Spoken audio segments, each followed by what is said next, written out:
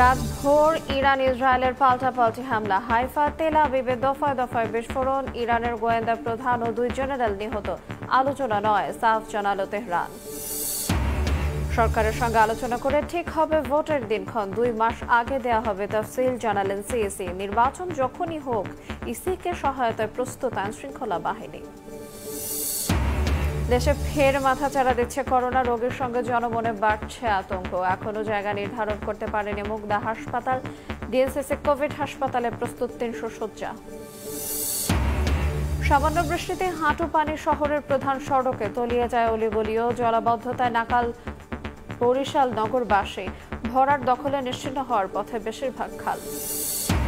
এবং 11 মাসে 32.5 লাখ কন্টেইনার, 12 কোটি টন কার্গো হ্যান্ডেলিং। সংকট কাটিয়ে রেকর্ড গড়তে যাচ্ছে চট্টগ্রাম বন্দর। পোশাক রফতানির লক্ষ্যমাত্রা ধরে রাখায় এই অর্জন, দাবি ব্যবসায়ীদের।